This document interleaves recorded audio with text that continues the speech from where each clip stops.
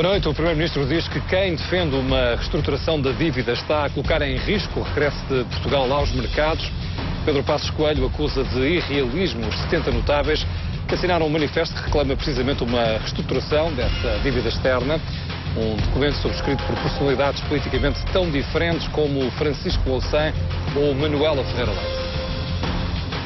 Perante um manifesto onde 70 personalidades dos diferentes quadrantes políticos apelam à reestruturação da dívida pública, o Primeiro-Ministro é contundente. Perguntava-me a mim próprio se esse não é mais uma vez um reflexo dessa atitude de querermos negar a realidade. Numa coisa, as opiniões são iguais, a necessidade de colocar a economia a crescer. O consenso acaba aqui. Não pode haver maior perversidade do que estarmos todos de acordo quanto ao fundamental e pormos em causa o fundamental por não estarmos de acordo com a realidade. Ora, este exercício é, acima de tudo, um exercício de humildade. Passos fala na humildade que os devedores têm de ter perante quem emprestou dinheiro e ameaça com as consequências para o país. Se eu hoje quisesse pôr em causa o financiamento do país e destas políticas públicas, subscreveria o manifesto que hoje foi dado a conhecer ao país. E, nessa medida, tinha a certeza de estar a enviar a mensagem errada a todos aqueles que esperam de Portugal o cumprimento das suas obrigações e a realização dos seus princípios democráticos. O Primeiro-Ministro diz ainda que, frequentemente, são os caminhos mais fáceis que levam o país para situações de maior insustentabilidade. As 70 personalidades que assinaram este manifesto defendem a redução dos juros e o alargamento do prazo para Portugal poder pagar a dívida. Avisam que só assim a economia portuguesa poderá crescer e criar emprego. É um verdadeiro consenso da esquerda à direita, de patrões a sindicatos e até constitucionalistas. Existe a possibilidade de fazer consensos muito importantes sobre assuntos verdadeiramente decisivos para o país, consensos tão alargados como este. O documento conseguiu colocar em acordo nomes como Manuela Ferreira Leite, Francisco Louçã, Adriano Moreira, Carvalho da Silva ou Bagão Félix. Ao todo, 70 personalidades chegam a um ponto comum sobre a reestruturação da dívida e como fazê-la. Aquilo que se pede é uma aplicação dos valores fundamentais que constam das declarações de direitos, que derivam da dignidade humana e que não podem consentir-se em que a declaração de direitos seja substituída pela declaração de impostos. O Primeiro-Ministro disse que este manifesto era fugir à realidade. Na verdade, 20 anos de austeridade para uma dívida que cavalga sobre si própria, isso é totalmente irresponsável. É fugir à realidade. De algum modo, dizer não se pode falar agora nisto, é quase dizer que estamos sujeitos à ditadura dos mercados. Os mercados conhecem perfeitamente bem a situação de Portugal. Sabem tão bem como nós como é que se deve sair. Alguém tem que corajosamente dizer que o rei está nu. Rever a maturidade e os juros são as linhas que cosem o manifesto. O texto vai ser apresentado esta quarta-feira. Os subscritores deixam para já um aviso claro. Se puder aliviar o peso da dívida pública nas contas públicas, no orçamento, é melhor, porque isso implica mais recursos para a economia e implicando mais recursos para a economia implica maior capacidade de gerar crescimento e emprego. Estas 70 personalidades trazem um desígnio comum. A dívida pública, como está, não traz futuro. A economia portuguesa encerrou o ano passado com uma recessão de 1,4%. É o número oficial e definitivo do Instituto Nacional de Estatística, mas a trajetória foi sempre em crescendo e no último trimestre a atividade económica avançou mesmo para terreno positivo, com um crescimento de 1,7%. Pires de Lima diz que os sinais positivos apontam para um crescimento este ano. O Instituto Nacional de Estatística confirma a economia portuguesa encolheu 1,4% no ano passado, o que compara com uma contração de 3,2% em 2012. O último trimestre marcou a saída da recessão técnica. A economia avançou para terreno positivo, cresceu 1,7%. Os dados que hoje conhecemos do último trimestre do ano passado confirmam que a economia portuguesa foi das que mais cresceu no último trimestre do ano passado em toda a Europa. E confirmam que há uma evolução muito clara da nossa economia que vai ter continuidade em 2014. Todos os sinais apontam para isso. O quarto trimestre salvou a honra da economia. As exportações cresceram 9,4%, as importações abrandaram e o investimento registrou uma queda menos acentuada. O investimento parece estar a começar a dar sinais de inverter também uma tendência de declínio que já tem quase uma década. No espaço de um ano, o consumo privado recuperou. Ainda está a negativos, mas avançou 4 casas. Destaque para o aumento de compras de bens duradouros. As exportações cresceram 6,1%, mas as importações também treparam. São dados positivos e que alimentam a esperança de 2014 ser um ano de crescimento económico e de redução do desemprego. O Governo, na última avaliação da Troika, já reviu em alta algumas estimativas para 2014. Mais crescimento económico, menos desemprego e muito mais investimento. Os juros da dívida portuguesa continuam a cair, depois de ontem terem descido abaixo da barreira psicológica dos 4,5%. As obrigações seguem a negociar a menos de 4,4%.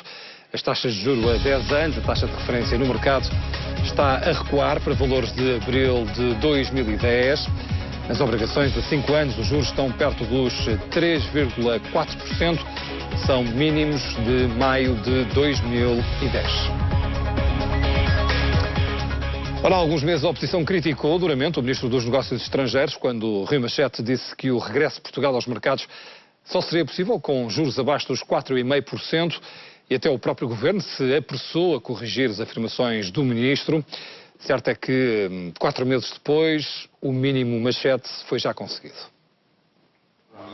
Chegou a ser mais um motivo para pedir a cabeça do Ministro dos Negócios Estrangeiros. O apelo ao Primeiro-Ministro é que ponha juízo nos seus ministros, para que eles não criem mais problemas para o nosso país, porque essas declarações são declarações de uma enorme gravidade.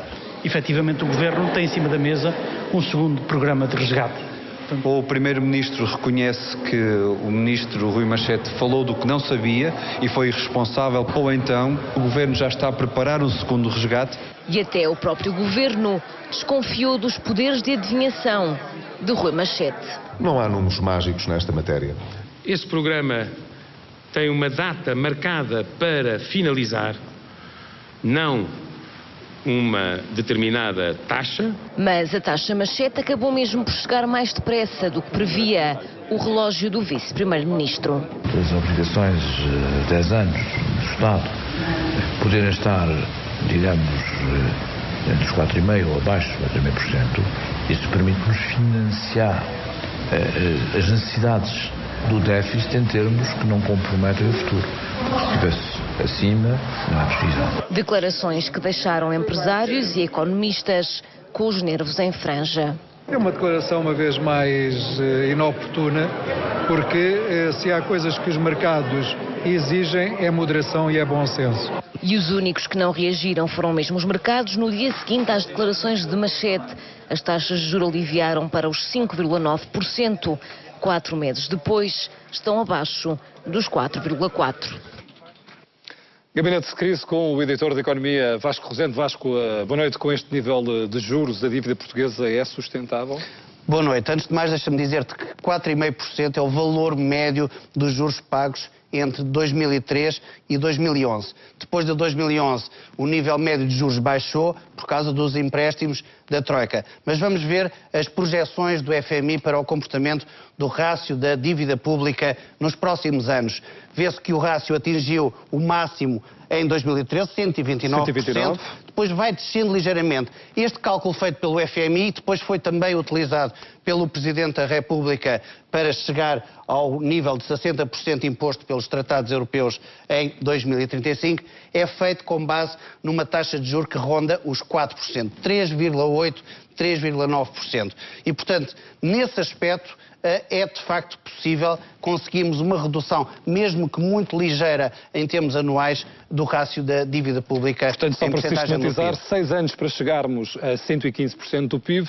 E depois mais 21 anos para chegarmos aos 70%, que é aquilo que é imposto pelos tratados europeus. Mas, enfim, são necessárias outras condições. É preciso que Portugal cresça economicamente. De outra forma, não é possível manter esta trajetória. Exatamente. Antes de mais, a principal condição para que isto aconteça é, de facto, que o crescimento do PIB seja superior ao nível dos juros. E nós vimos aqui, nos últimos anos, desde 2000, o PIB nominal nunca teve um desempenho que ronda os 4%. E, portanto, aqui temos, de facto, uma perspectiva negativa. Só em 2007 tivemos um comportamento acima dos 4%, depois daí sempre abaixo dos 4% do PIB. Vamos comparar isto com o nível dos juros desde 2000. E aqui está o nível dos juros da dívida pública, sempre, a partir de 2007, sempre acima do PIB nominal. Ou seja, o PIB não cresceu o suficiente para conseguirmos dar conta destes juros, do pagamento destes juros. Mas há mais uma condição, que é um saldo primário, ou seja, um excedente orçamental que ronde os 3%. Vamos ver também o comportamento dos últimos 14 anos, saldo primário sempre negativo, ou seja, déficit orçamental. Ou seja, quando temos déficit orçamental, temos que emitir dívida e, portanto, a dívida aumenta. É preciso que este saldo primário venha aqui para cima, para os 3%, para conseguirmos garantir a sustentabilidade da dívida pública. E, portanto, em conclusão, essa sustentabilidade da dívida pública é muito difícil. É muito difícil, pelo menos se pensarmos nos últimos anos de história de Portugal, é praticamente impossível. Vasco Rosendo, obrigado por ter vindo a este gabinete de crise e uma boa noite. Boa noite. O Banco de Portugal vai impor novas regras nas comissões bancárias para as contas à ordem. Atualmente há quem pague uma comissão anual de 100 euros e quem tem menos dinheiro na conta é também quem mais paga. Segundo as novas regras, os bancos passam a poder cobrar apenas uma comissão pelas contas e que não pode variar em função do saldo. O Banco de Portugal decidiu criar novas regras nas comissões cobradas pelos bancos nas contas à ordem. Uma das novidades é que passa a existir uma comissão única nas chamadas contas base, ou seja, as contas à ordem normais. Essa comissão única inclui a manutenção da conta, a anuidade de um cartão multibanco e várias operações como transferências, depósitos e levantamentos no multibanco. Mas o regulador não fixa um valor máximo, ou seja, o valor desta comissão única pode ser fixado livremente por cada banco. Achamos que isto é curto, porque entendemos que, do ponto de vista prático, os bancos arranjarão certamente, e nós não somos ingênuos ao ponto de não pensar isso, arranjarão certamente outro argumento qualquer para que continuem a cobrar as comissões. Outra das alterações é que as comissões não poderão variar em função do saldo médio da conta. Atualmente, na maior parte dos bancos, quanto menos dinheiro se tem na conta, maior é a comissão cobrada. Para se ficar isento, é preciso ter um saldo médio elevado, em alguns casos superior a 5.000 euros. Mas quem tem menos de 1.000 euros, por exemplo, na conta, chega a pagar uma comissão anual de 100 euros. Entendemos que não faz sentido, efetivamente nenhum, fazer a cobrança dessas comissões pelas contas à ordem. É um custo inerente ao próprio negócio e, portanto, que o banco devia pura e simplesmente assumi-lo. A Associação Portuguesa de Bancos concorda que é necessário haver transparência, mas vê também alguns problemas. Os bancos devem ter liberdade de cobrança de remunerações por todos os serviços que prestam. Colocamos apenas a reserva relativa ao risco que uma excessiva uniformização pode originar ao restringir a concorrência entre bancos. As novas regras não têm data para entrar em vigor. O Banco de Portugal pede apenas que os bancos as apliquem o mais rapidamente possível. O Ministro da Administração Interna defende que foi irrepreensível a atuação do Corpo Policial durante a manifestação da semana passada, diante da Assembleia da República. Miguel Macedo revela ainda que só falta publicar a lei que consagra a PSP como um corpo especial dentro da função pública. Eu queria, a esse propósito, destacar o profissionalismo excelente, a competência, a adequação e a proporcionalidade do dispositivo que nessa altura lá esteve e o empenhamento no trabalho, que aliás já tinha sido anunciado, em construir todo o edifício jurídico que é necessário a partir da publicação da lei já aprovada na Assembleia da República e que consagra a Polícia de Segurança Pública como um corpo especial da função pública, coisa que de resto, devo dizer, nunca devia ter deixado de ser. 35 anos depois, a Polícia Judiciária concretiza o sonho de uma nova sede. O novo edifício tem 80 mil metros quadrados e vai concentrar todos os serviços que estavam espalhados por 7 edifícios em Lisboa. De 20 mil metros quadrados para 100 mil. Até agora a Polícia Judiciária funcionava neste edifício dos anos 50. A partir de hoje, os 20 mil metros quadrados estendem-se até aqui, mais 80 mil, prontos a estrear. A inauguração contou com a presença de várias figuras, mas não com a presença dos funcionários, que não foram convidados e que acabaram por espreitar as novas instalações cá de fora. A sede da Polícia Judiciária está como nova, mas o projeto, com 35 anos, já não era novo. Em 2004 começou a ser construído um edifício em Caxias, com Celeste Cardona, do governo de coligação PSD-CDS-PP, mas a obra acabou embargada. O projeto passou depois para as mãos dos antigos ministros do governo de Sócrates, Alberto Costa e Alberto Martins. 10 anos depois, a obra acaba por ser concluída pela atual Ministra da Justiça, dentro do prazo e abaixo do orçamento previsto.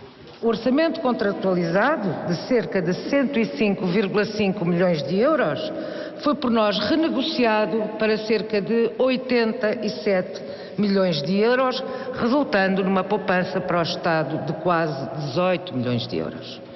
Muitos o julgaram impossível. Nós temos tido dificuldades orçamentais grandes.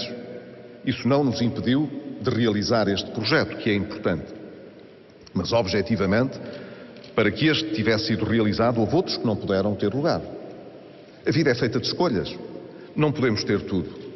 Novo edifício, problemas antigos. Continuamos a trabalhar à noite de uma forma gratuita, continuamos a ter um trabalho subremunerado, não temos uma perspectiva de carreira, temos uma gritante falta de meios e, portanto, nada disso foi resolvido. Temos um edifício novo, mas com os mesmos problemas antigos.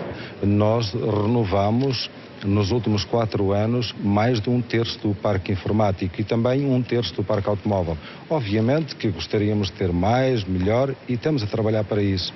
Mas Roma e Pavia não se fizeram num dia. Os 80 mil metros quadrados da nova sede concentram todos os serviços que estavam até agora espalhados por 7 edifícios diferentes em Lisboa. Ora, este novo edifício inspirou-se nas mais modernas instalações policiais. No topo do edifício há mesmo um heliporto. A nova sede custou 87 milhões de euros, mas o novo diretor da Polícia Judiciária garante que 8 meses a combater o crime económico chegam e sobram para pagar a obra. Da base até ao topo, a nova sede foi pensada de raiz para servir as necessidades da Polícia Judiciária. No topo do 13º andar, o heliporto não é propriamente para ver Lisboa. O equipamento promete utilidade no combate ao tráfico de droga. Até hoje não vi instalações melhores. Nós fomos beber aquilo que há de melhor noutros países. Fomos à Europol, fomos às mais modernas sedes de polícia a nível mundial. 80 mil metros quadrados no total. Destaque para a sala de crise, equipada com tecnologia de ponta. Aqui será possível acompanhar em tempo real buscas, perseguições, qualquer situação operacional mais delicada. Uma espécie de bunker que poderá ficar vários dias isolado do exterior. A pensar nisso foram criados quartos, casas de banho e até uma cozinha. Nós tínhamos essa obrigação de facultar à Polícia Judiciária, são pessoas que correm risco de vida diário. salário, são pessoas que muitas vezes têm que viver como agentes infiltrados nos termos da lei. Portanto, a multiplicidade de situações e de riscos que correm é de facto muito grande. A nova casa reserva 4 andares para o laboratório de polícia científica e 2 carreiras de tiro. Tudo isto ainda em fase de construção. Em maio estará a postos para receber as unidades espalhadas por 7 edifícios de Lisboa. Boas instalações, não apenas para poder prosseguir o seu excelente trabalho, mas também para o fazer com maior contenção de custos, na medida em como puderam ver, há muitos edifícios espalhados pela cidade onde a Polícia Judiciária tem instaladas unidades orgânicas que são indispensáveis e que serão libertadas. A poupança nos arrendamentos rondará os 2 milhões de euros. A nova sede custou 87 milhões. O diretor da PJ garante que 1 ano de combate ao crime económico chega e sobra para pagar estes custos. No ano passado, nós calculamos que entre custos diretos e indiretos representem cerca de 130 milhões de euros, o que significa que nós, em 8 meses de investigação, conseguimos recuperar o montante equivalente à importância que foi gasta na construção deste edifício. O novo prédio tem ligação direta à velha sede da PJ, onde continuará a funcionar a Diretoria de Lisboa. A mudança para a nova casa começa dentro de dias. Em maio, os 2 edifícios estarão prontos a acolher 1.500 pessoas. Daqui a pouco, no Jornal das 8, o sorteio do Euromilhões. Hoje há um mega jackpot de 112 milhões de euros. Para ver-se depois do intervalo. Até já.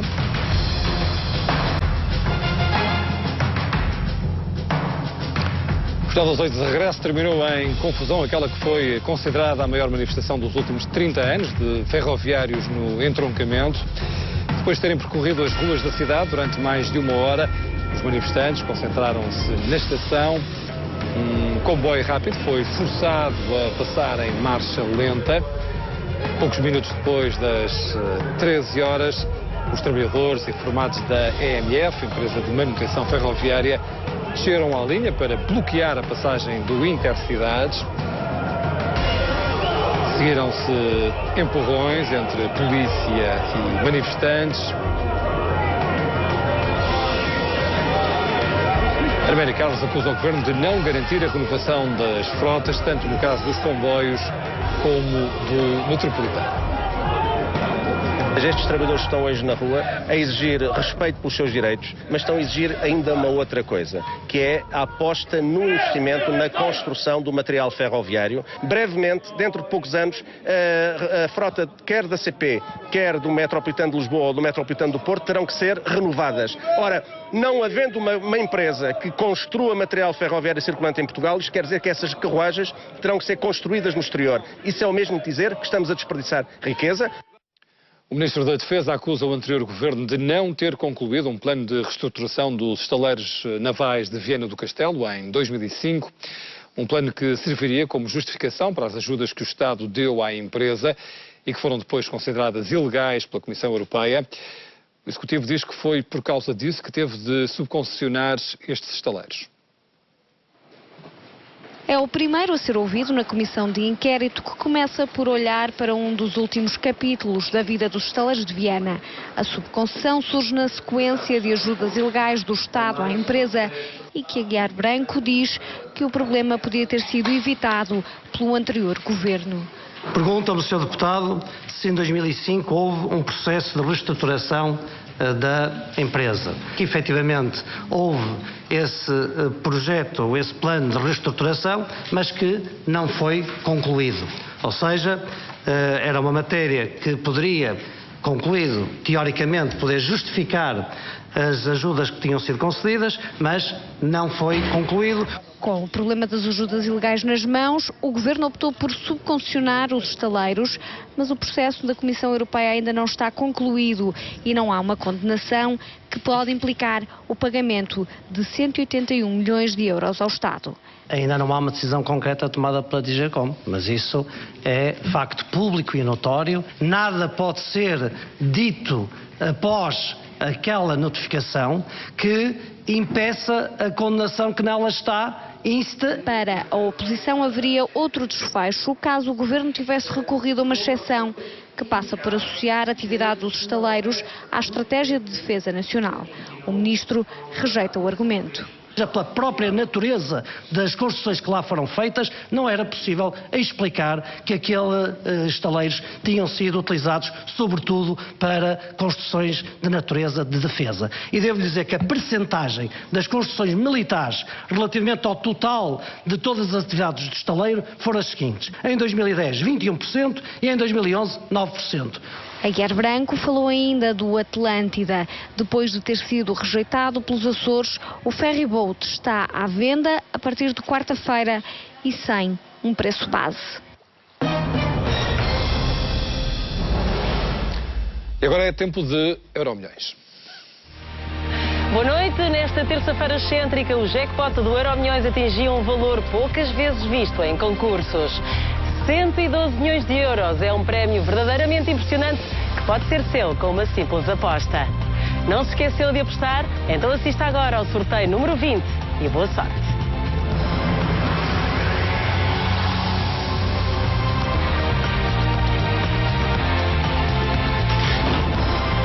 A extração dos números é acompanhada por auditores que garantem o cumprimento de todas as regras.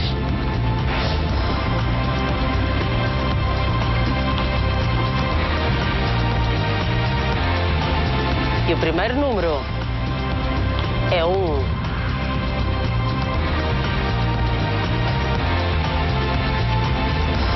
O segundo número é o 4.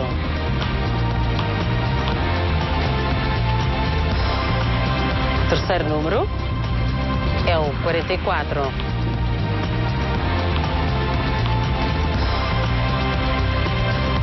O quarto número é o 33.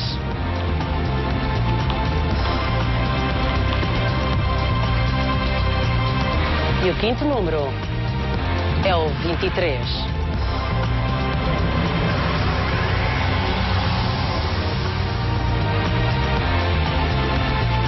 Depois dos 5 primeiros números, falta apenas saber quais são as 2 estrelas da noite.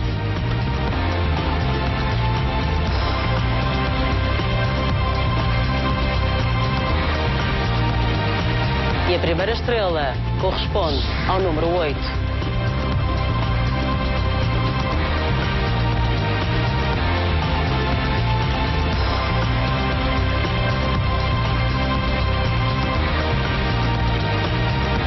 E a segunda ao número 7. Presta atenção à chave ordenada, os números 1, 4, 23, 33 e 44 e as estrelas 7 e 8. Daqui a pouco volto para anunciar qual o destino do magnífico jackpot de hoje. Mantenha-se com a TV. Até já. As alegações finais no julgamento do processo face oculta foram interrompidas por um requerimento inesperado das defesas que pretendia anular toda a prova produzida. O coletivo de juízes de Aveiro deu resposta negativa ao pedido e castigou o incidente com custas agravadas para os 9 arguidos. A representante do arguido Lopes Barreira avançou com um inesperado requerimento. Já o Ministério Público tinha usado toda a manhã nas alegações finais. Teresa Alegre entendeu que não foi produzida prova no processo durante mais de 30 dias e isso seria suficiente para anular toda a prova produzida. O mesmo será dizer que todo o julgamento de 2 anos e meio teria que ser repetido.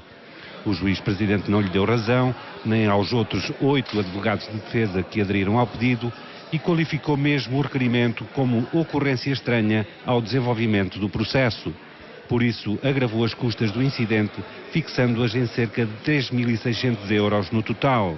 Artur Marques, advogado do principal arguido, Manuel Godinho, reagiu com um recurso da decisão e dizendo que não tem medo do terrorismo das custas.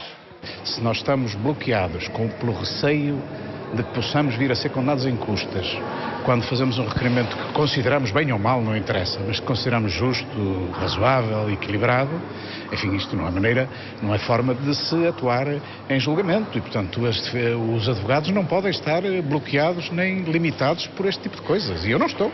A tensão surgiu no julgamento ao início da tarde. Durante a manhã, o Ministério Público tinha iniciado o período de alegações. Para a acusação ficaram provados os mais de 100 crimes que estão em ponderação, a começar pelo mais grave, o da associação criminosa. Para o procurador Marcos Vidal, todos os arguidos que prestaram declarações ou escreveram no processo, com exceção de Namércio Cunha, dizem-se inocentes e estão prontos para fazer o mesmo que fizeram antes. A acusação diz que, pelo contrário, foram apresentadas provas de uma rede de corrupção e nenhum dos arguidos, 34 pessoas e 2 empresas, deverá escapar a uma condenação. O corpo do pescador morto no naufrágio ao largo das Astúrias e natural de Lessa da Palmeira pode demorar ainda 48 horas a chegar a território português. Está ainda por localizar um segundo pescador desaparecido. Em Matosinhos e Lessa, o ambiente é de dor.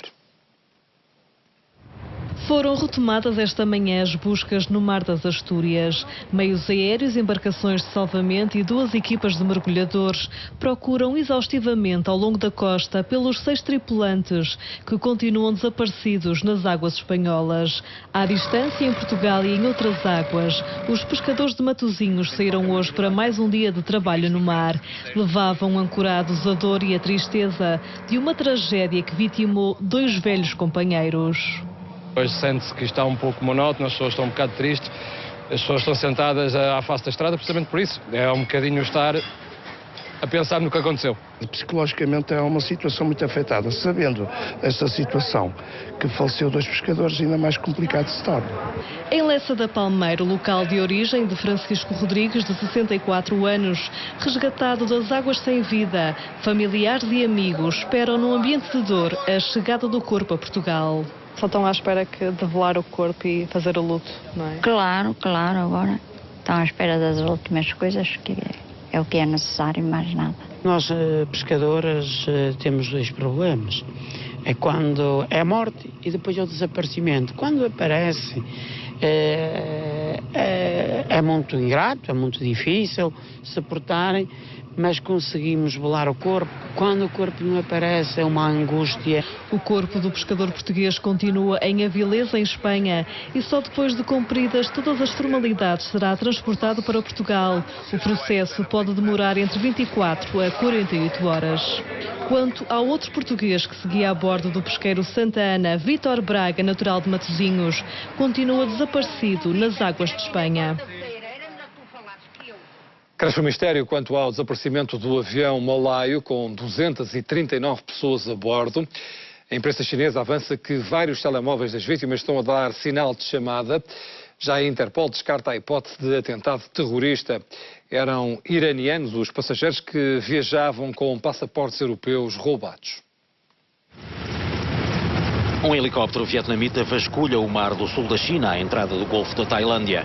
Ainda e sempre em busca de um vestígio do Boeing 777 com 239 pessoas a bordo.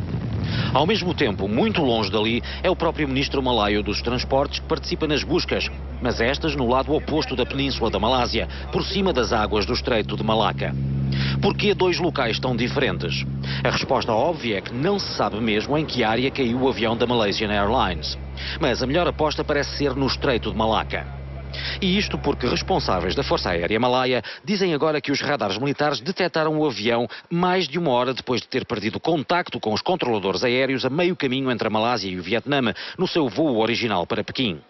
E esses radares detectaram o avião pela última vez perto de uma pequena ilha no Estreito de Malaca, ou seja, o aparelho fez praticamente meia volta, passou por cima de terra e perdeu-se no mar. Seja como for, é ainda um mistério aeronáutico sem precedentes. Já passaram mais de 4 dias e nada. O que já se sabe é que os passageiros que viajaram com um passaporte italiano e outro austríaco eram 2 jovens iranianos de 18 e 19 anos. We believe that he is trying to migrate to Germany. Também a Interpol acha que o caso dos 2 passageiros com passaportes roubados só tem a ver com imigração ilegal e não com o desaparecimento do avião. And the more information we get, the more we're inclined to conclude that it was not a terrorist incident. Nos Estados Unidos, no entanto, o diretor da CIA diz que é muito cedo para descartar a hipótese terrorista. Para muitos familiares dos passageiros, já é muito tarde neste drama para continuar sem saber nada. Mais de 150 dos passageiros eram chineses. Em Pequim, a reunião entre representantes da companhia aérea e familiares angustiados foi tensa. A causar ainda mais angústia, 19 famílias dizem que quando ligam para o telemóvel do seu familiar passageiro, ouvem o sinal de que está a tocar. Para os peritos, significa apenas que há companhias telefónicas nas quais se ouve o sinal de toque, mesmo quando o aparelho para o qual se liga não tem rede disponível. O Parlamento da Crimeia aprovou o texto da Declaração de Independência face à Ucrânia. A consulta popular vai ter lugar no domingo e, se o sim vencer, a Crimeia quer passar a fazer parte da Rússia. Kiev lançou um ultimato a Simferopol. Se o referendo de domingo não for cancelado até esta quarta-feira, o Parlamento ucraniano dissolve a Assembleia Regional da Crimeia. Жодної легітимної влади у вигляді так званого уряду Автономної Республіки Крим на території автономії не існує. Це угрупування бандитів, яке захопило в неконституційний спосіб владу і підтримується російськими військовими. Mas os deputados da Crimeia também consideram ilegítimo o novo governo ucraniano e, antes do prazo do ultimato terminar, adotaram uma declaração de independência. Os parlamentares dizem que esta aprovação era necessária para legitimar o referendo e torná-lo transparente. Mas essa transparência é contestada por Kiev, pelo Ocidente e por muitos habitantes da Crimeia. На улицах войска, 30 тысяч вооруженных людей, бронетехника, самолеты садятся с чужими войсками, захвачены все административные здания.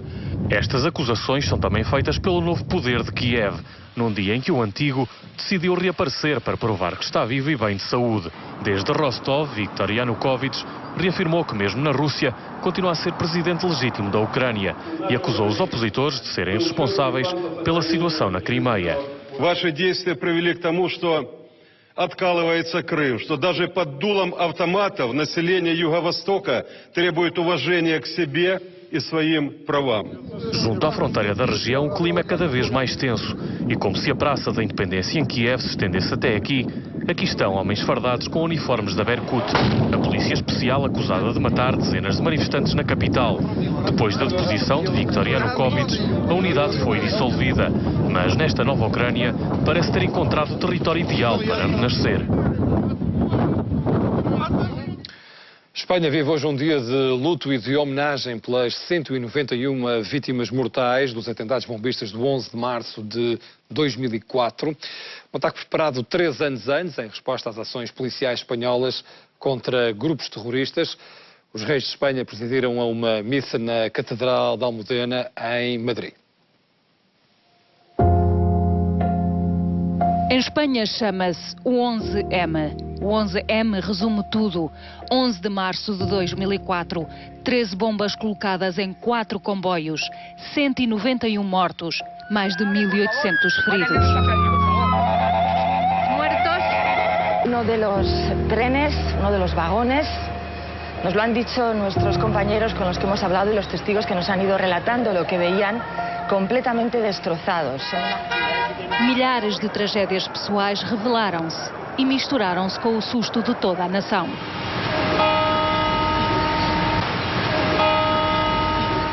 Dez anos depois, a Catedral da Almudena em Madrid reuniu familiares das vítimas, membros do governo, representantes dos serviços de emergência, os reis de Espanha, a princesa das Astúrias, a infanta Helena. A lembrança pairou também no Bosque dos Caídos, criado em memória das vítimas, e visitou de novo as estações de comboio que naquela manhã marcaram tanto a história espanhola. O primeiro-ministro da altura, José Maria Aznar, apontou de imediato o dedo à ETA, mas tinha sido a Al-Qaeda. Os atentados que tiveram lugar 3 dias antes das eleições foram o fim do governo conservador. O homem que seguiu retirou os espanhóis do Iraque e a justiça encarregou-se de seguir o rastro e condenar a 21 pessoas por envolvimento nos atentados. Outros suspeitos fizeram-se explodir num bloco de apartamentos com os mesmos explosivos usados nos atentados. Cumprem-se 10 anos sobre esse dia, esse 11 de março, essa manhã que começou de forma tão normal, mas que deixou tantas feridas. Mi hijo, grande, alto, fuerte, deportista, bueno, como decía Machado, en el buen sentido de la palabra bueno, pacifista, gritó con su madre no a la guerra. Lo que más quiero en el mundo. Me sentía culpable de estar viva. Me sentía culpable de no haber hecho nada aquel día nada más que correr. Me sentí culpable porque yo había tenido la oportunidad de salir de allí y otras personas no.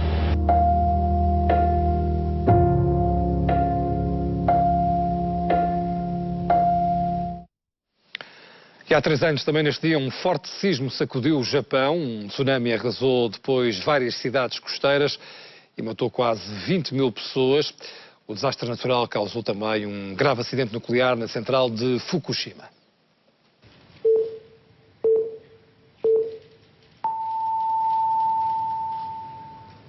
Esta terça-feira foi assim, em Tóquio.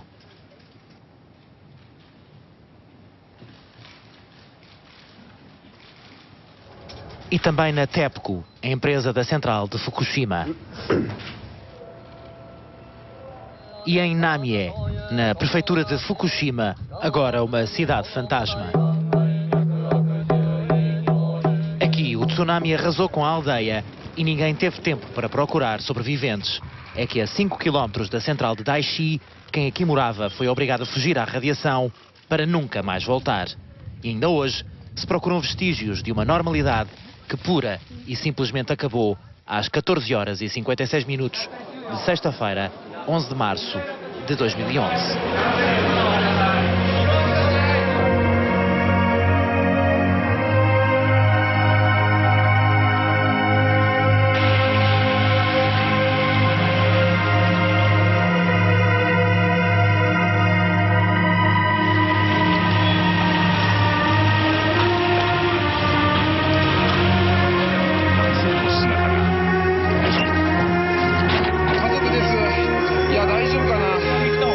Tremor de terra de grau 9 na escala de Richter, com epicentro no Pacífico, a 400 km de Tóquio.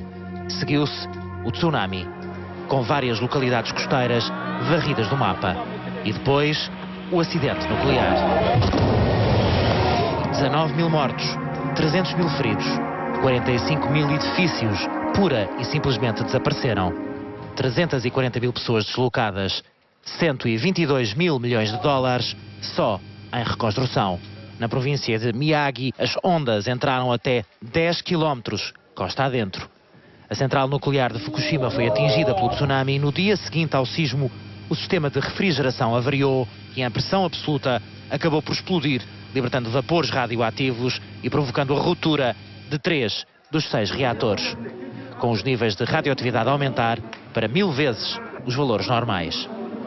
As residências temporárias criadas pela prefeitura de Fukushima tornaram-se, em muitos casos, permanentes. Estas pessoas recusam-se a regressar à terra de ninguém em que se tornou a região.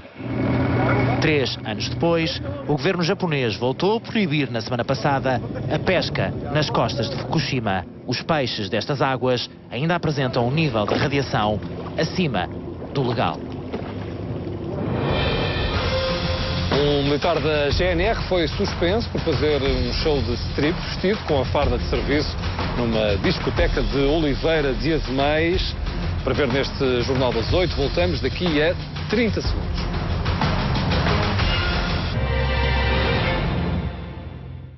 A Margarida acha que um crédito deve ser sempre dado de forma criteriosa e responsável. Nós também. É uma questão de compromisso. Afinal, um crédito só é bom para nós quando é perfeito para si. Contacte-nos e aproveite a taxa especial para novas adesões. Cofidis, de pessoas para pessoas.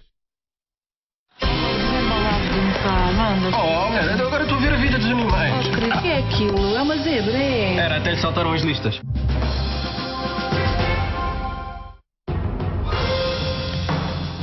Cristiano Ronaldo marca golos importantes também fora de campo. O craque português vai assumir as despesas de uma operação médica que uma criança de 10 meses com problema cerebral necessita. O pequeno Éric Ortiz Cruz recebeu a notícia no Hospital de Madrid, onde está internado.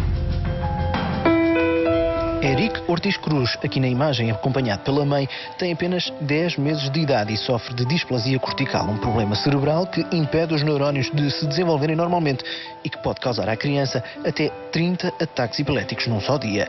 A única solução possível para a vida deste menino, hospitalizado em Madrid, passa por uma operação que custa cerca de 60 mil euros, para a qual a família já há alguns meses vinha tentando angariar fundos através de várias iniciativas públicas e também de uma página criada no Facebook. É precisamente por essa página que é possível perceber que Cristiano Ronaldo terá tomado conhecimento do caso do pequeno Éric há poucos dias. Há fotos de um equipamento oferecido à criança, mas o craque português não ficou por aqui. Esta terça-feira surgiu a notícia de que o Ronaldo avançará mesmo com a quantia necessária para a operação de que a criança necessita. Será, sem dúvida, um dos golos mais importantes na vida de Cristiano Ronaldo e, de certeza, mesmo o mais importante na vida do pequeno Éric. Na Liga dos Campeões, amanhã o PSG recebe o Bayer Leverkusen com a eliminatória praticamente ganha. Já no jogo grande do dia, Barcelona e Manchester City medem forças na Catalunha, uma partida que vai ter transmissão aqui na TVI às 19h45. A recepção do Barcelona ao Manchester City é o jogo grande desta quarta-feira. Na primeira mão, a equipa de Tata Martino venceu no estádio Etihad por 2-0, só que a formação de Manuel Pellegrini aposta agora tudo na reviravolta no Camp Nou. Do lado da equipa da casa, é um Barcelona de altos e baixos o que chega a este encontro, daí que o treinador peça consistência à equipa. No hay una única manera de pensar por qué el equipo ha sido irregular. Lo cierto es que lo somos, lo cierto es que podemos pasar de jugar con el City de una manera un día martes y al día sábado hacer un mal partido con la Real Sociedad.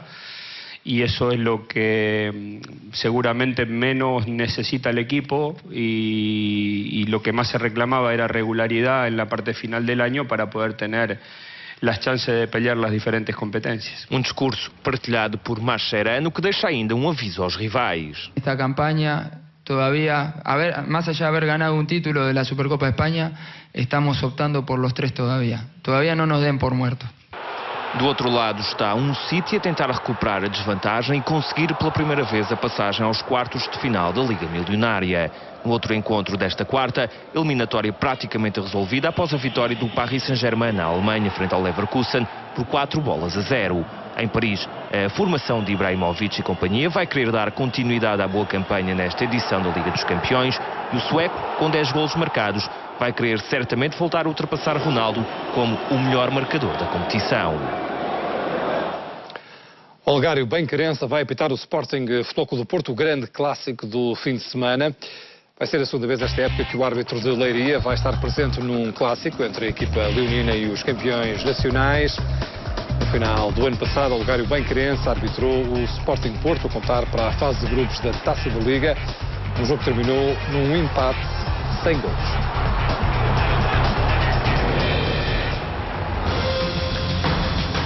Um vídeo publicado na internet tornou-se viral em tempo recorde. A realizadora Tatia Pilieva pediu a 20 pessoas que não se conhecia para darem um beijo.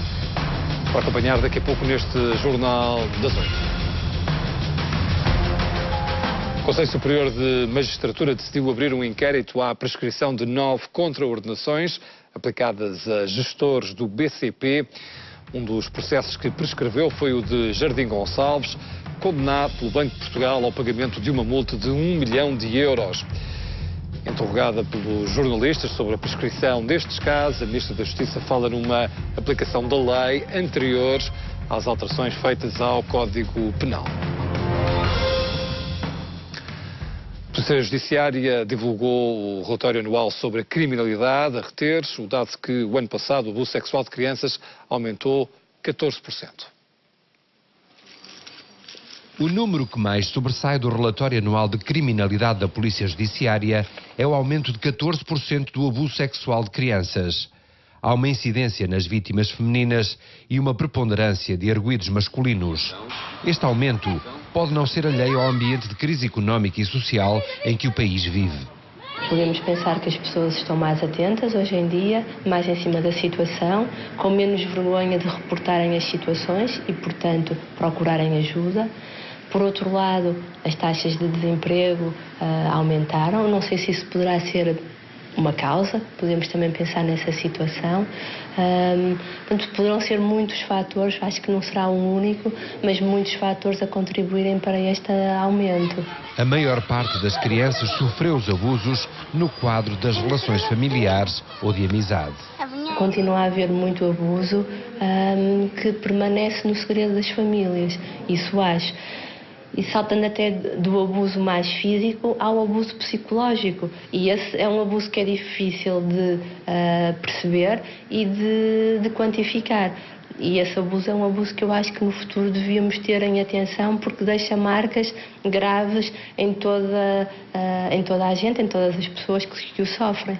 O relatório anual de criminalidade da Polícia Judiciária dá conta da abertura de 26 mil inquéritos, a detenção de quase 1.700 suspeitos, dos quais 683 ficaram em prisão preventiva. Os inquéritos por homicídio voluntário consumado mantêm também tendência de subida. Dos 150 casos, 40 dizem respeito a homicídios conjugais. Um militar da GNR foi suspenso por fazer um show de strip vestido com a farda de serviço numa discoteca de Oliveira de Azeméis. Terá recebido 200 euros pela exibição, que chegou ao conhecimento do comando da GNR depois das fotografias circularem na internet. O que à primeira vista podia ser um qualquer show erótico acabou por se tornar assunto sério. Uma discoteca de Oliveira de Azeméis contratou um homem para fazer um striptease no Dia Internacional da Mulher. O homem era um cabo do posto da GNR dos Carvalhos, em Vila Nova de Gaia.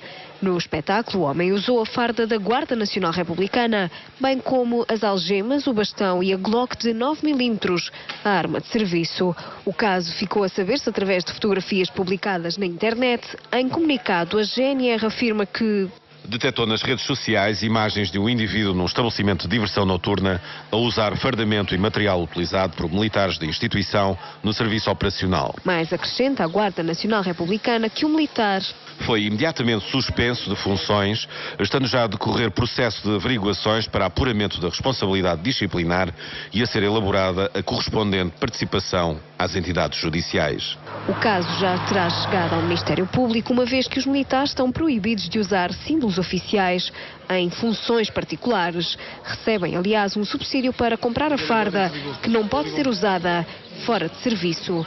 A gerência da discoteca garante que desconhecia o cargo oficial do homem, que recebeu 200 euros para despir a farda naquela noite.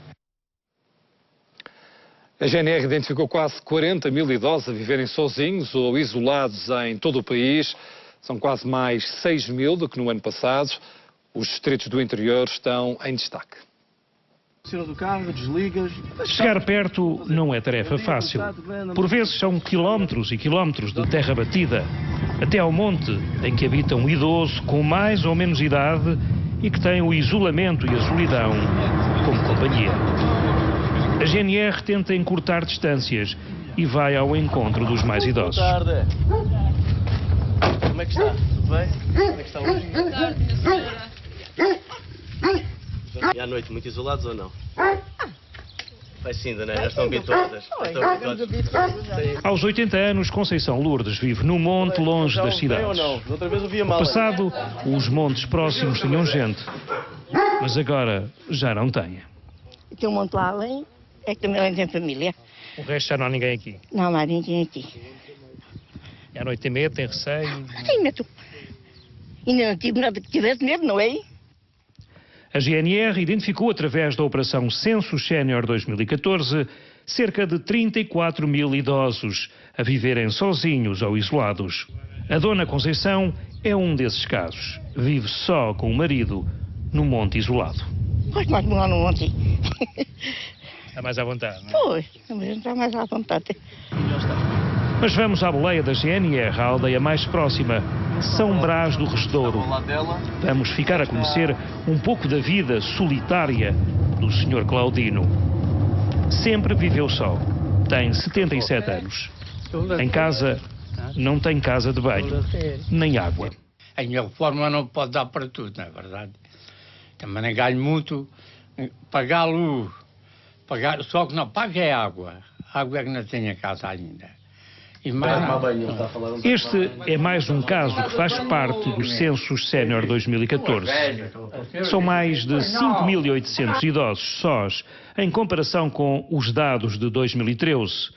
E mesmo entre os que vivem acompanhados, mais de 5.000 encontram-se numa situação de vulnerabilidade devido a limitações físicas e psicológicas. Durante essa operação mais intensiva, há também a sinalização dos idosos mais vulneráveis, em risco, a essas instituições, mas depois, durante todo o ano, há um acompanhamento muito próximo das patrulhas da Guarda Nacional Republicana, nomeadamente dos militares dos programas especiais, que se dedicam a este programa dos idosos em segurança, no sentido de terem aqui um acompanhamento mais próximo. Nos últimos 4 anos, desde que se realiza a operação da GNR, o número de idosos isolados e sozinhos não para de aumentar. Tem a ver com o envelhecimento da população, que todos os anos envelhece e as percentagens já apontam para muito próximos de 25% de população idosa no nosso país. Depois também o alargar da abrangência desta operação, irmos a sítios onde não fomos. Viseu é o distrito onde mais idosos vivem isolados, seguido de Beja, Guarda, Évora, Porto Alegre e Santarém. Muitos deles nem um telefone ou telemóvel têm para um eventual pedido de ajuda. Não tem feito quase. Não tem feito quase.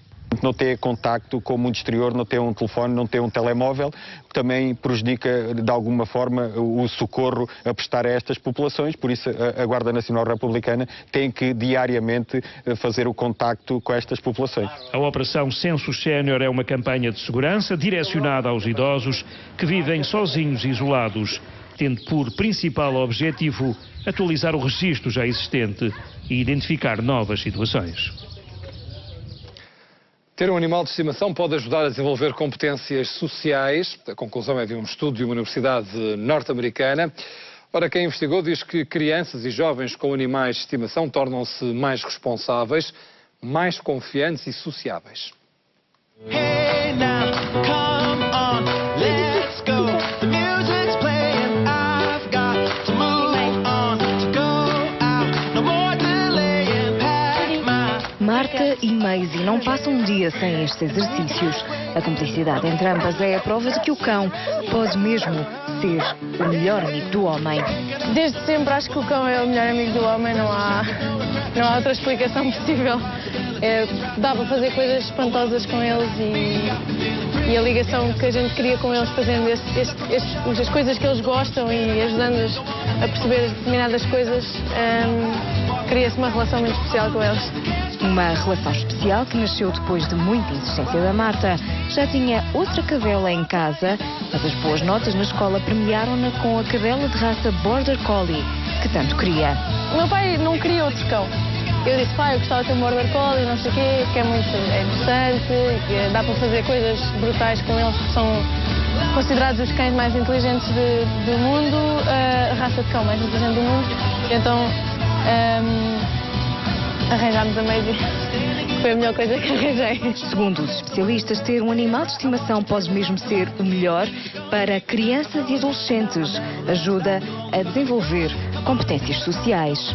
Em jovens, em termos de socialização, se nós tivermos um cão bem socializado, vai ser um icebreaker, vai ser algo que vai permitir abrir-se à comunidade e à sociedade. Fim de tarde, é hora de brincadeira na rua. Paco! O Paco faz parte da família Rosa há 6 meses e já alterou a rotina de todos. Maria e Beatriz são as responsáveis pela alimentação e pelos passeios do cão.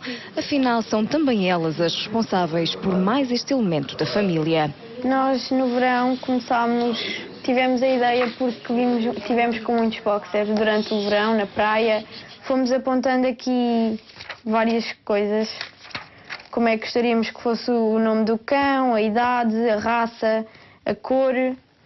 E Depois, quando decidimos isto tudo, começámos à procura de cães na internet e encontramos o Paco. As irmãs estudaram ao pormenor e fizeram um caderno de encargos da adoção de um cão. Foi uma decisão que partiu das miúdas, mas nós concordámos porque rendemos-nos à ideia.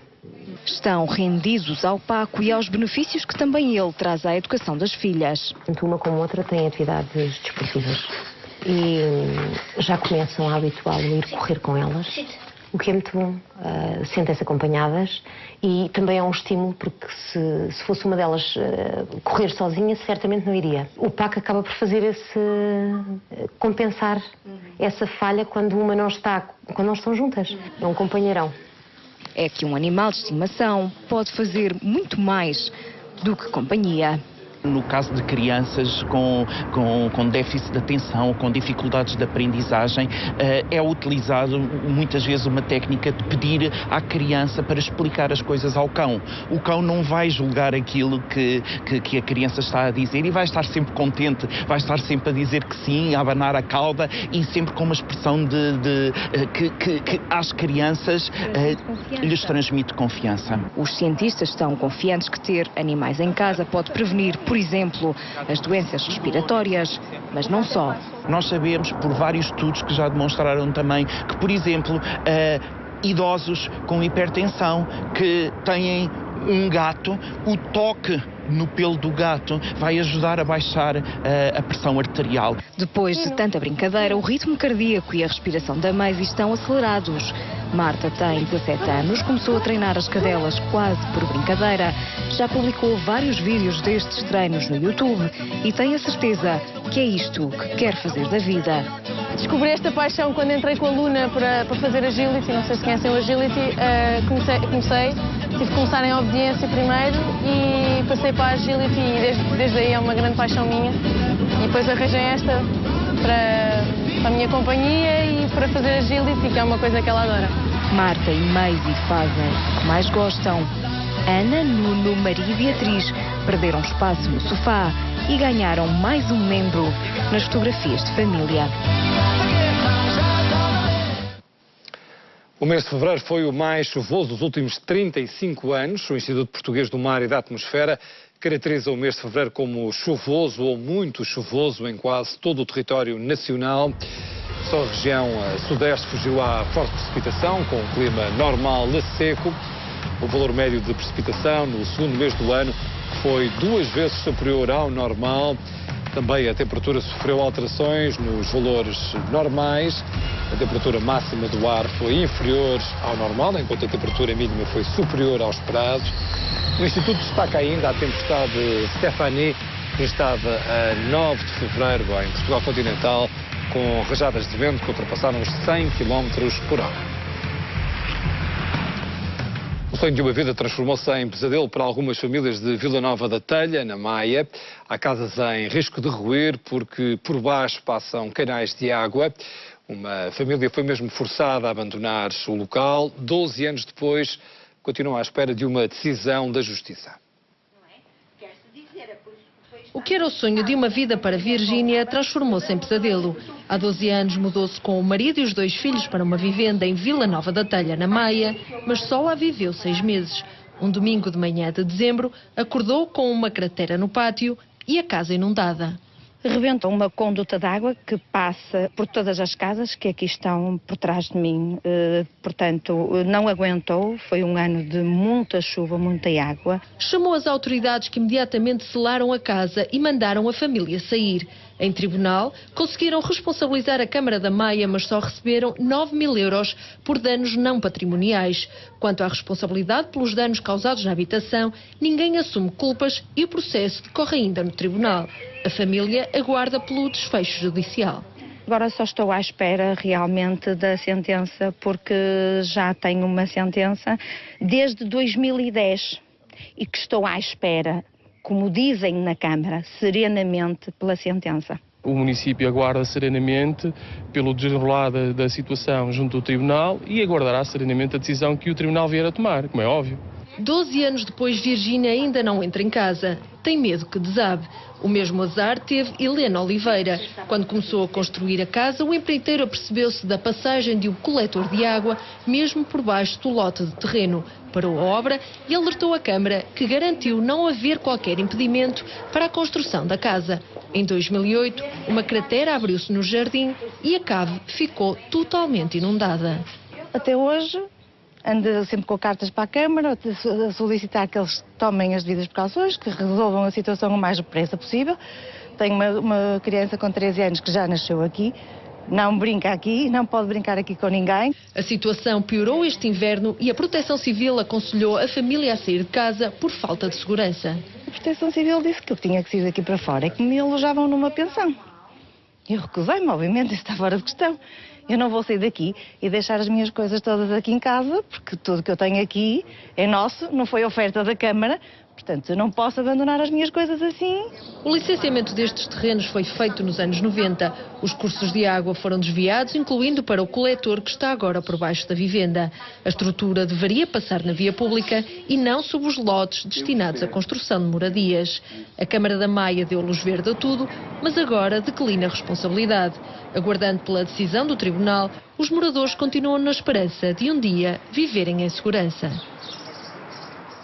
Uma nova lei nacional está a obrigar os proprietários de terrenos ou de casas na faixa de 50 metros do litoral a provar que são donos de facto desses espaços há mais de 150 anos. Para muitos é como procurar agulha em palheiro. A nova lei caiu que nem uma bomba na freguesia do Paulo do Mar, concelho da Calheta, costa sul da Madeira. 95% das habitações estão plantadas à beira-mar. Os proprietários estão com dificuldades para provar que eram donos destes pedacinhos antes de 1864, há mais de 150 anos. Segundo legislação recente, quem não conseguir provar até o próximo dia 1 de julho pode ser expropriado ou ter de pagar uma taxa pela ocupação de domínio público marítimo. A lei é nacional, mas é na Madeira, em lugares como o Paulo do Mar, onde o rigor legal torna-se quase um absurdo. Até a igreja e o cemitério são apanhados na lei. Isto chega ao Paulo tudo. Não é só que eu que daqui do Marão. Em 50 metros, chega lá. 50 metros chega a minha, chega ao trás também. Chega à igreja. O governo que venha cá, leve o cemitério para ele ficar com os mortos que estão lá. A nova lei deixa a população exaltada. Para que põe um país desses assim? Para quê? Para ladrões mais grandes que estão milionários, para que não vão tirar o dinheiro deles. Depois de tantos anos, virem cobrar, querem quitar as casas ou querem sacar dinheiro ao povo, não pode ser, está mal feito. Mas já tenho um isso é um roubo. Quer roubar as casas ao povo e vamos vai dormir, pá. Vai-se dormir para morrer. Há tanta gente que vive aqui que os pais, os avós nasceram nestas casas. Casas que têm, todas elas estão à beira-mar, quase que eu digo que têm muito mais de 150 anos. Mas a minha casa em Landanha, que também tem, já peguei no AG3. Os moradores estão preocupados e querem respostas concretas que os façam continuar donos daquilo que sempre lhes pertenceu. O que nós queremos das entidades é que ajudem-nos, que eles e nós regularizemos esta situação. Estes moradores já levaram estas preocupações ao Governo Regional e também à Câmara Municipal da Calheta. Ambos os organismos prometeram apoiar a luta destas pessoas e fazer com que o Governo da República recue nesta lei. Caso contrário, afiançam também que vão levar a questão às instâncias europeias. Com a imagem de Renato Abreu, Mário Gouveia, TV Madeira. 10 artistas estão a retratar a história da cidade de Matosinhos e das duas empresas mecenas deste projeto. O trabalho ainda vai a meio, mas a inauguração da pintura está prevista para daqui a um mês.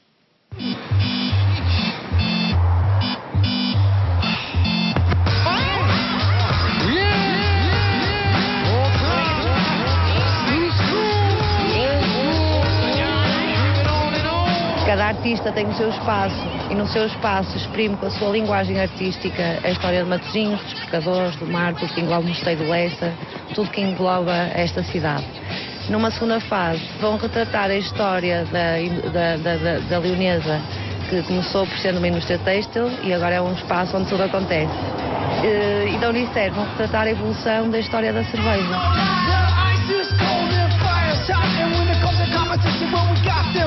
Eu fui procurar não só aqueles do meu ponto de vista pessoal, são realmente uma referência e são aqueles que vivem quase 100% exclusivamente desta arte.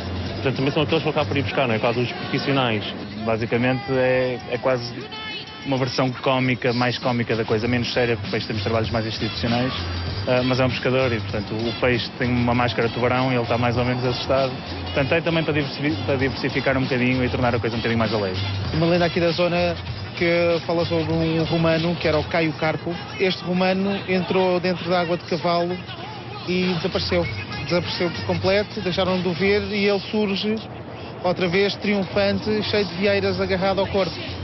E esta é uma interpretação minha desse romano.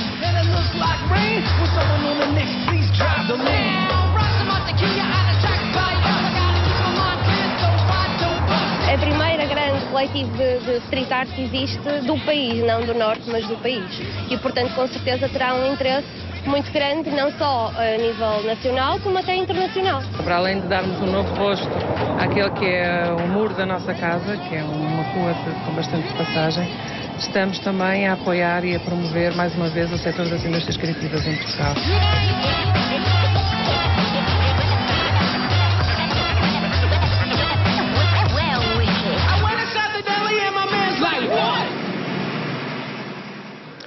Um vídeo publicado na internet tornou-se viral em tempo recorde. A realizadora Tatia Pilieva pediu a 20 pessoas que não se conheciam para darem um beijo.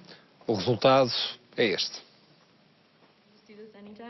Imagine-se num estúdio, frente a frente com alguém que nunca viu e tem que beijar essa pessoa pela primeira vez.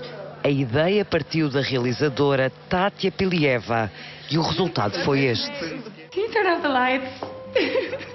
Come on. Justin, Elizabeth, how are you? Nice to Shall we meet make you. out? Absolutely. This here is the awkward moment. Since you're an actress, you've done this before. And... A little bit, a little bit. Okay. I'll follow you. A realizadora não explicou com que sentido fez este trabalho, mas a verdade é que em pouco mais de 24 horas o vídeo teve quase 2 milhões de visualizações na plataforma YouTube.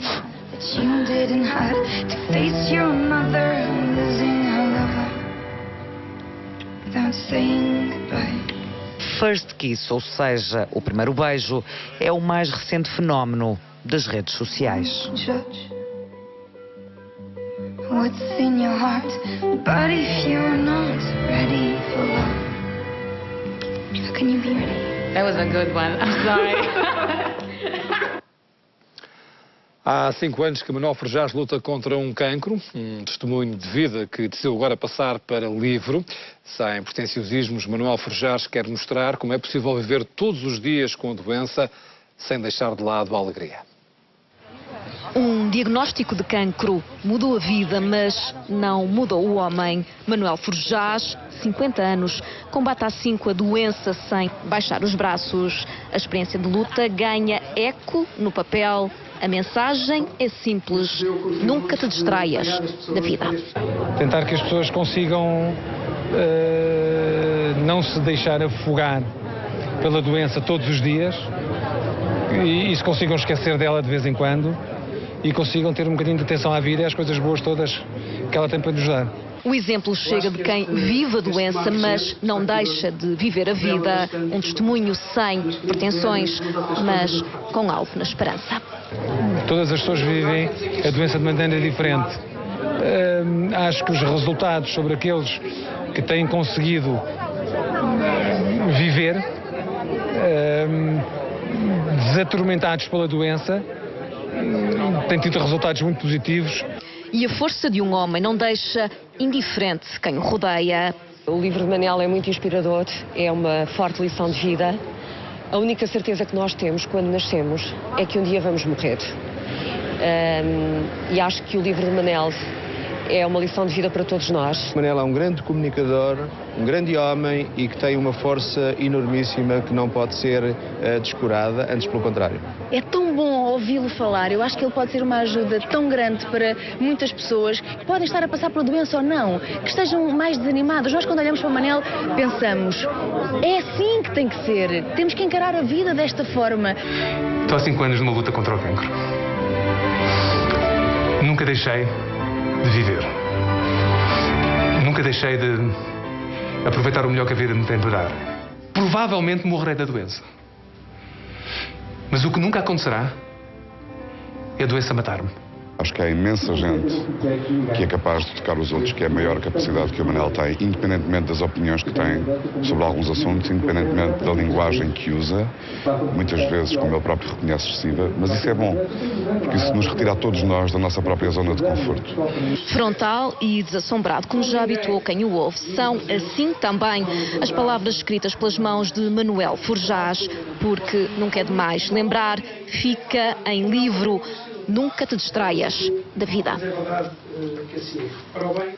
Ricardo Araújo Pereira vai regressar à TVI. O anúncio foi feito em direto no Jornal das 8, onde Portugal ficou também a saber que a partir de abril há 5 minutos diários, onde vai ser melhor que falecer. Segredo absoluto. Nenhum dos jornalistas e repórteres fotográficos sabiam o que ia acontecer em direto no estúdio do Jornal das 8 da TVI. Apenas uma pista. E a vossa atenção, não perca neste Jornal das 8 a notícia importante que Ricardo Araújo Pereira tem para dar aos portugueses. Na Regi, tudo apostos, segredo bem guardado, segundos antes de ser desvendado o mistério. Boa noite, Ricardo. Boa noite. Estou aqui. Gera-se agora este silêncio embaraçoso enquanto eu percorro o caminho até à cadeira. Ricardo, bem-vindo. Como vai? Passa bem. Então, Ricardo, o que é que o Ricardo tem para anunciar? Antes de mais nada, deixe-me dizer que estão aqui muitos fotógrafos. Fazia aqui falta o Zeca Mendonça, dar-lhes aquele tratamento especial. O que eu venho anunciar é que vou passar a estar todos os dias a seguir ao Jornal das 8 da TVI, enfim, para aprofundar melhor algumas das notícias que vocês abordam aqui muito pela rama, como sabe. Mas, basicamente, nem sempre para fazer isso. O programa terá 5 minutos e vai ser sobre o que eu quiser. A TVI, de forma perfeitamente inconscia, concordou que o conceito fosse esse. Habituado a mixórdias de temáticas, Ricardo Araújo Pereira aventura-se por uma nova experiência. O programa chama-se Melhor do que Falecer. É esse o nome. Melhor do que falecer. Melhor do que falecer. É, no fundo, vamos lá ver, trata-se de sugerir... Tudo é melhor do que falecer. Sim, lá está. Trata-se de sugerir que a experiência de visionamento deste programa é superior à experiência de falecer. E é também um comentário sobre a existência humana, no sentido em que, mesmo por muito mais que as coisas estejam, ainda assim estão melhores do que falecer. E por falar em experiências, diz o ditado que o bom filho a casa torna. Comecei uma carreira de grande sucesso aqui na TVI, que durou 2 meses, acho eu, em 1992, se não me engano, em que fui o pior jornalista do mundo. Responsáveis da Lismontagens, a empreiteira da obra, estiveram já no local do acidente, mas recusaram-se a fazer comentários. 20 anos depois, o regresso. Agora é na mesma para fazer uma figura ridícula, mas de propósito. Compreende? Isso é muito diferente do que eu fazia antes. Antigamente estava só a humilhar-me sem querer. Agora vai ser diferente. Ficamos muito contentes que o Ricardo tenha aceito fechar um acordo connosco. É uma mais-valia para o canal e espero que os portugueses se divirtam todos os dias após o Jornal das 8 e aos sábados. Dose diária, 5 minutos de boa disposição a seguir ao Jornal das 8. Permite uma abordagem mais ousada e às vezes acutilante do que aquilo que as regras do jornalismo permitem. E, portanto, eu acho que na complementaridade dos dois trabalhos teremos uma leitura muito mais saudável da realidade nacional, teremos uma razão para sorrir e para rir, teremos mais motivos para comentar com os nossos amigos e teremos mais um produto de excelência de televisão no horário nobre, na TVI. Porque é melhor do que falecer, Ricardo Araújo Pereira regressa já em abril.